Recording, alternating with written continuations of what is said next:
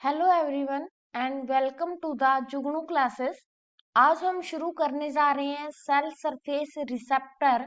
और इस रिसेप्टर के अंदर जो हम सबसे पहले रिसेप्टर डिस्कस करेंगे वो है जीपीसीआर।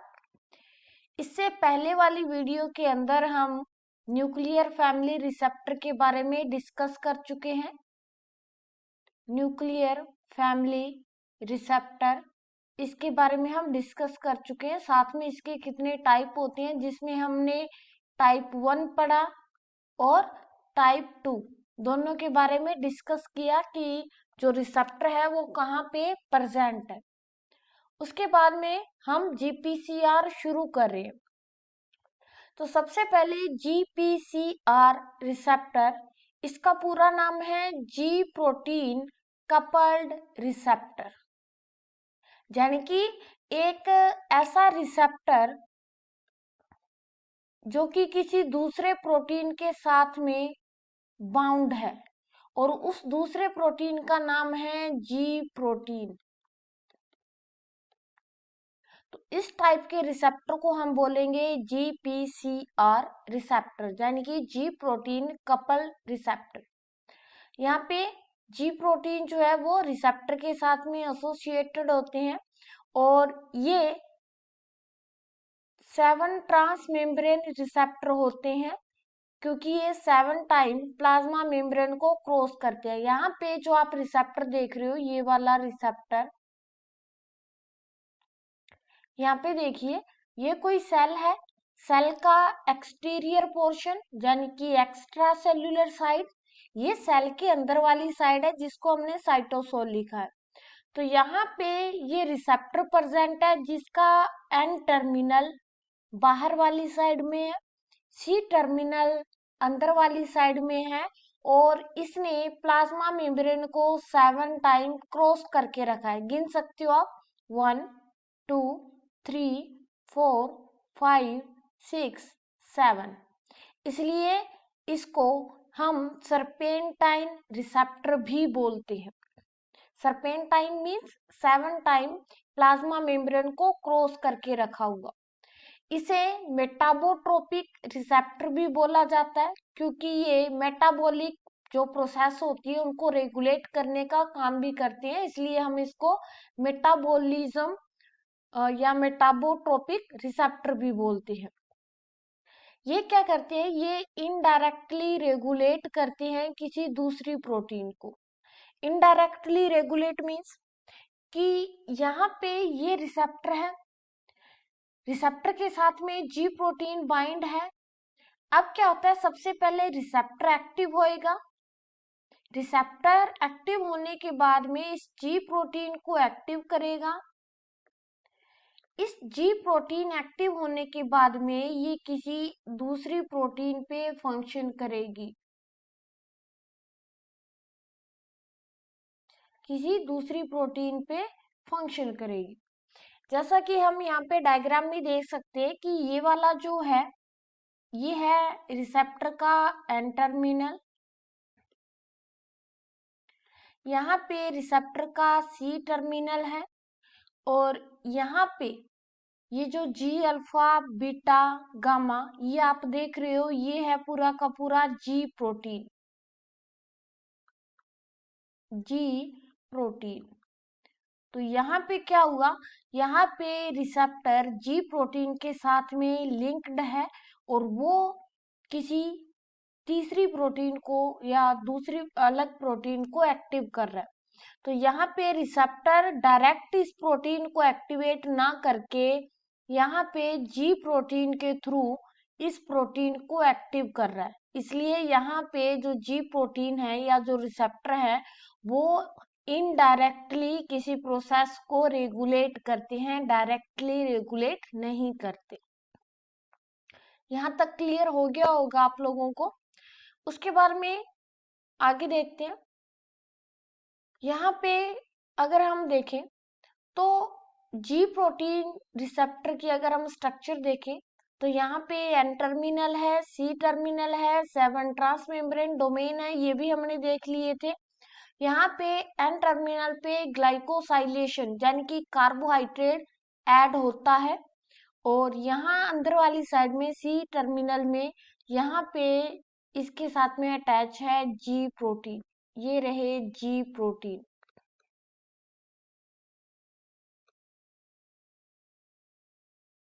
इस तरीके से ये फंक्शन करते हैं। तो ये जो पूरी की पूरी स्ट्रक्चर है वो है जीपीसीआर रिसेप्टर की। उसके बारे में रिसेप्टर हमने देख लिया। रिसेप्टर क्या है? रिसेप्टर क्या करेगा? सिग्नल को रिसीव करेगा और जी प्रोटीन को एक्टिव करके करेगा, और उसके बाद जी प्रोटीन किसी दूसरी प्रोटीन को एक्टिव करेगा। अब जी प्रोटीन क्या है ये देखते हैं। तो जी प्रोटीन का पूरा नाम है ग्वानिन न्यूक्लियोटाइड बाइंडिंग प्रोटीन। ये क्या करता है? ये बिलोंग करता है जीटीपीएस फैमिली से बिलोंग करता है, और ये मोलिकुलर स्विच की तरह काम करता है, ऑन ऑफ करता है। यानी कि जो प्रोसेस है आगे की, या जो अदर प्रोटीन है, अदर प्रोटीन जो है उसको एक्टिव भी कर सकता है। कब? जब ये ऑन है तब ये एक्टिव करेगा, और जब जी प्रोटीन ऑफ कंडीशन में है तब ये अदर प्रोटीन को इनएक्टिव कर देगा। यहाँ पे तो ये मोलिकुलर स्विच की तरह काम करता है, ऑन ऑफ हम इसको कर सकते हैं जी प्रोटीन को। अगर ये ऑन हो गया तो किसी भी प्रोसेस को एक्टिव करेगा, अगर ये ऑफ हो गया तो ये प्रोसेस को इनएक्टिव करेगा। उसके बाद में जी प्रोटीन के यहाँ पे दो टाइप हैं, स्मॉल जी प्रोटीन, लार्ज जी प्रोटीन।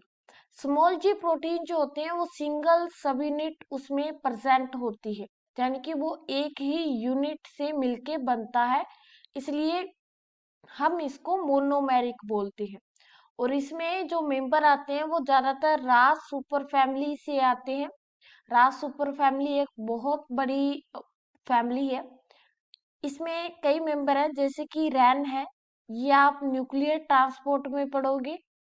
न्यूक्लियर ट्रांसपोर्ट वहां पे हेल्प करता है। रैप जो है वो मेनली वेसिकल फॉर्मेशन में हेल्प करती है, वेसिकल फॉर्मेशन में हेल्प करेगी, या फ्यूजन में।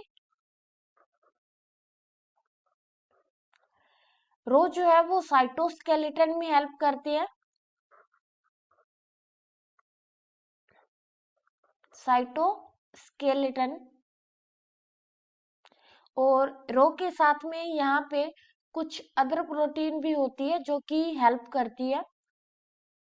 यहाँ पे दूसरा जो है वो है लार्ज जी प्रोटीन। लार्ज जी प्रोटीन जो होती है वो मल्टीपल सब यूनिट होती है, यानी कि इसमें एक से ज्यादा यूनिट जो होती है वो काम करती है। और ये हेट्रोट्राइमेरिक है, यानी कि इसमें 3 यूनिट है और तीनों की तीनों यूनिट अलग अलग है, जैसे अल्फा, बीटा, गामा। तो यहाँ पे देख सकते हो आप कि जी अल्फा, अल्फा के साथ में अटैच है बीटा, और बीटा के साथ में अटैच है गामा। और यहाँ पे जी अल्फा जो है वो जीडीपी से बाउंड है। अब हम जी प्रोटीन के स्ट्रक्चर देखते हैं। यहाँ पे जो हमने ये पढ़ा है लार्ज जी प्रोटीन, जिसमें हम हेट्रोट्राइमेरिक प्रोटीन की स्ट्रक्चर डिस्कस करने जा रहे हैं, क्योंकि एक्चुअली में यही फंक्शन करती है जीपीसीआर रिसेप्टर में। रास सुपर फैमिली जो है वो रास मैप पाथवे में काम में आती है, जो कि हम आगे पढ़ेंगे। यहाँ पे जीपीसीआर में रास जो है इसका काम नहीं है। यहाँ पे हम देखें तो यहाँ पे हेट्रोट्राइमेरिक 3 टाइप की आपको यूनिट देखने को मिलेगी। पहली है अल्फा, बीटा, गामा।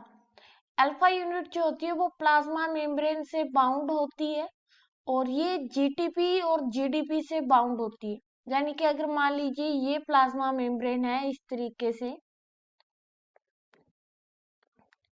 तो यहाँ पे रिसेप्टर प्रेजेंट है इस तरीके से, N terminal C terminal, N terminal के साथ में यहाँ पे प्लाज्मा मेम्ब्रेन से बाउंड एक यूनिट है जिसका नाम है जी अल्फा। जी अल्फा जो है वो जीडीपी से बाउंड होती है, तब ये इनएक्टिव होता है, और जब ये जीटीपी से बाउंड होगी तब वो एक्टिव होगा। जी अल्फा से दूसरी यूनिट जो बाउंड है वो है बीटा, और यहाँ पे एक और यूनिट है जो कि प्लाज्मा मेम्ब्रेन से अटैच, आप यहाँ देख सकते हो, और यहाँ से बीटा से अटैच है, इसका नाम है गामा। तो बीटा जो है वो एक्टिवेट करती है दूसरी प्रोटीन को, गामा जो है वो प्लाज्मा मेम्ब्रेन के साथ में बाउंड है, साथ में वो बीटा के साथ में भी बाउंड है, और वो दूसरी प्रोटीन को एक्टिव करती है। यहाँ पे यही लिखा गया है कि जब जी अल्फा जीटीपी से बाउंड है तो वो एक्टिव है, जी अल्फा अगर जीडीपी से बाउंड है तो वो इनएक्टिव है। हम यहाँ पे इस वाले डायग्राम में देख सकते हैं कि जी अल्फा अगर जीटीपी से बाउंड है तो जी प्रोटीन एक्टिव, और जी अल्फा अगर जीडीपी से बाउंड है तो जी प्रोटीन इनएक्टिव। अब हम क्या कर सकते हैं, ये मॉलिक्यूलर स्विच की तरह है, तो हम इसको ऑन भी कर सकते हैं जी प्रोटीन को, और ऑफ भी कर सकते हैं, यानी कि एक्टिव भी कर सकते हैं, इनएक्टिव भी कर सकते हैं।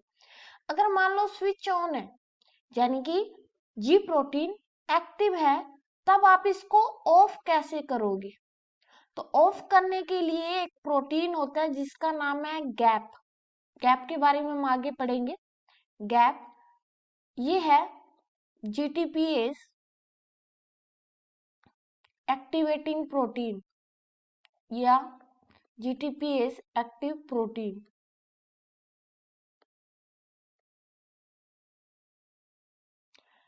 ये गैप क्या करता है, ये गैप यहाँ पे जो जीटीपी बाउंड है इसको निकाल के या इसको रिमूव कर देता है, और क्या फॉर्म बच जाती है, जीटीपी। ऐसे ही अगर आपको जीडीपी है उसको जीटीपी में चेंज करना है तो आप क्या करोगे, एक फैक्टर है जिसका नाम है जीईएफ, जिसका पूरा नाम है guanine nucleotide, guanine nucleotide exchange factor. तो जीईएफ की हेल्प से हम क्या कर सकते हैं, यहाँ से जीडीपी को निकाल के इसकी जगह जीटीपी को ऐड कर सकते हैं। इसको हम आगे पूरा डिटेल से समझते हैं। जैसे यहाँ पे देखिए, यहाँ पे ये जो डायग्राम है वो है रेगुलेशन ऑफ जी प्रोटीन का। हम यहाँ लिख लेते हैं रेगुलेशन ऑफ जी प्रोटीन।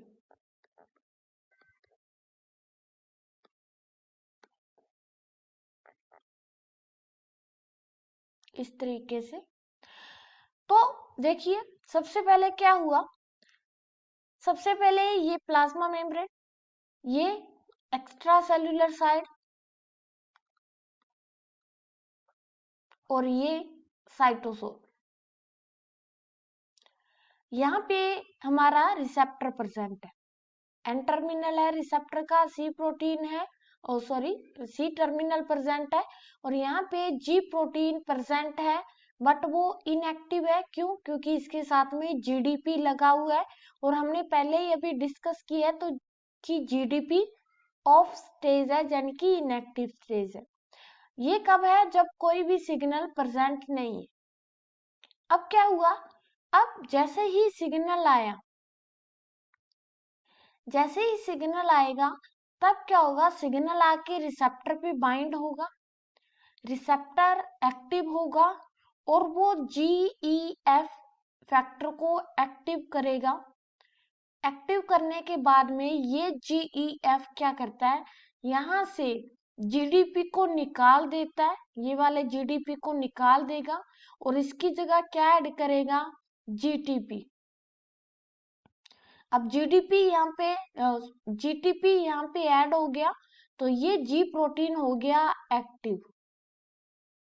कई बार हमें ये देखने को मिलता है कि यहाँ पे जो रिसेप्टर है वो खुद GEF फैक्टर की तरह काम भी करता है। अब जैसे ही जी प्रोटीन यहाँ पे एक्टिव हुआ, एक्टिव होने के बाद में क्या होगा, थर्ड डायग्राम में हम देख सकते हैं कि यहाँ पे बीटा और गामा सब यूनिट अलग हो जाएगी, जी अल्फा GTP अलग हो जाएगा। तो यहाँ देखते हैं सिग्नल प्रेजेंट है और यहाँ पे जी अल्फा GTP के साथ में बाउंड हुआ, साथ में यहाँ पे जैसे ही बाउंड हुआ तो बीटा और गामा सब यूनिट जो है वो अलग हो गई और वो जाके किसी अलग प्रोटीन को एक्टिव कर रही है, किसी दूसरे टारगेट प्रोटीन पे फंक्शन कर रही है। अब इस कंडीशन में जो जी प्रोटीन है वो ऑन है, यहाँ पे भी जी प्रोटीन जो है वो ऑन हो चुका है, यहाँ पे ऑफ है यानी कि इनएक्टिव है। अब हमको इस स्विच को ऑफ करना है, यानी कि जो जी प्रोटीन एक्टिव है उसको इनएक्टिव करना है। तो इसके लिए हम क्या करेंगे, उसके लिए यहाँ पे एक प्रोटीन आता है जिसका नाम है RGS, रेगुलेटरी जी प्रोटीन सब यूनिट। ये क्या करता है, ये प्रोटीन गैप को एक्टिव कर देता है। गैप पूरा नाम हमने पढ़ा, GTPase एक्टिवेटिंग प्रोटीन। तो ये गैप प्रोटीन जैसे ही एक्टिव होगा वो क्या करेगा, वो इस GTP में से एक फॉस्फेट को निकाल के उसको GDP में चेंज कर देगा और जैसे ही यहाँ पे GTP से फॉस्फेट रिमूव होगा और GTP लग जाएगा, ये वाला जी प्रोटीन जो है वो फिर से इनएक्टिव हो जाएगा। और इस तरह से ये जो पूरी की पूरी प्रोसेस है GPCR रिसेप्टर की वो स्टार्ट हो जाएगी।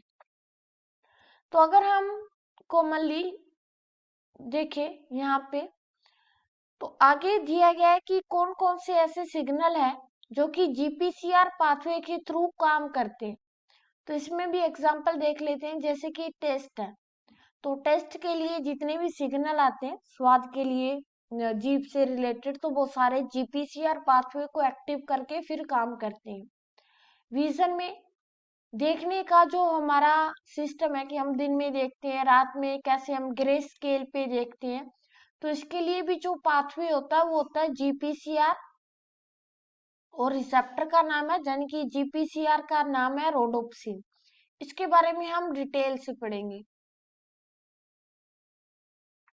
फिर है ओल्फैक्शन, यानी कि जितने भी सेंस करने वाले जो सिग्नल है वो भी GPCR पाथवे के थ्रू ही काम करते हैं। जैसे हम किसी चीज को स्मेल करते हैं या जो डॉग होते हैं उनकी जो सेंस करने की पावर है, स्मेल करने की पावर है वो बहुत ज्यादा होती है, तो उसमें भी GPCR पाथवे ही एक्टिव होता है। ऐसे ही एसिटाइल कोलिन की जो सिग्नलिंग चलती है वो भी GPCR पाथवे के थ्रू भी चलती है। हालांकि कुछ अदर पाथवे भी हैं GPCR के अलावा जो कि एसिटाइल कोलिन की सिग्नलिंग को चलाते हैं। उसके बाद में ग्लूकागोन, यहाँ पे ग्लाइकोजन, साथ में ACTH, तो ये सारे पाथवे जो है वो भी GPCR पाथवे के थ्रू ही रन करते हैं। अब यहाँ पे अगर हम ओवरव्यू देखें कि एक्चुअली में GPCR नॉर्मल सिग्नलिंग कैसे करता है। नॉर्मल सिग्नलिंग यानी कि हम GPCR के थ्रू जितने भी पाथवे पढ़ेंगे उसमें कौन कौन सी प्रोसेस हमें कॉमन देखने को मिलेगी, इसके बारे में हम डिस्कस करते हैं यहाँ पे। तो ये जस्ट ओवरव्यू है GPCR का।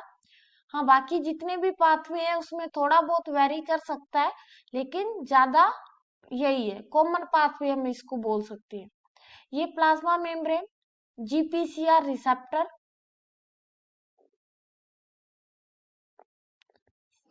C टर्मिनल, N टर्मिनल, और यहाँ पे प्रेजेंट है जी प्रोटीन, जी अल्फा यूनिट, जी बीटा, और यहाँ पे मेम्ब्रेन बाउंड गामा यूनिट।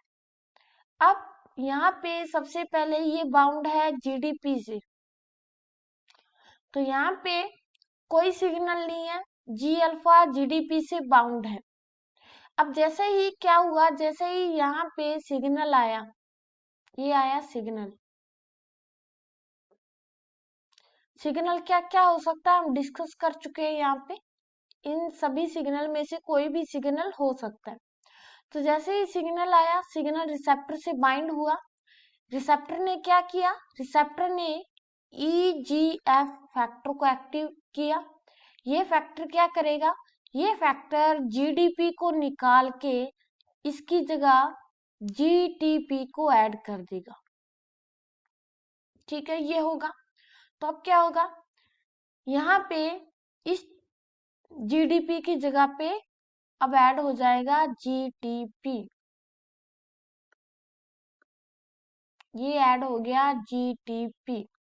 अब जैसे ही जीटीपी ऐड होगा तो यहाँ पे जो बीटा और गामा सब यूनिट है वो इस जी अल्फा से डिसोसिएट हो जाएगी।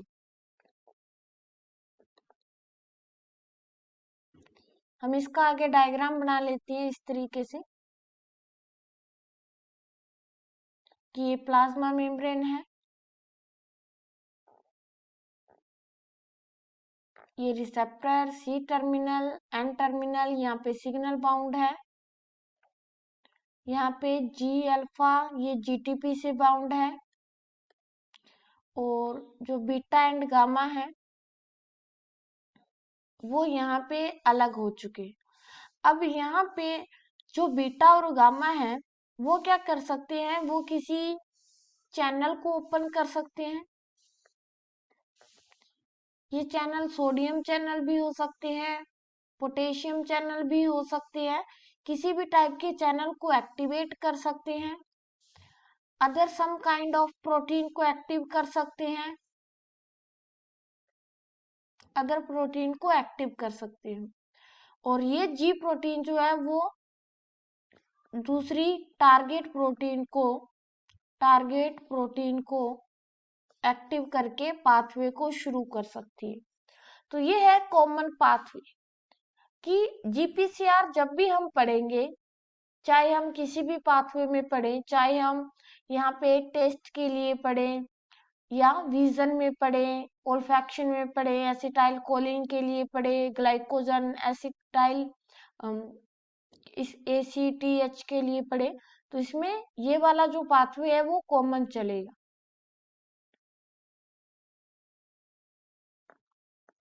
Common pathway.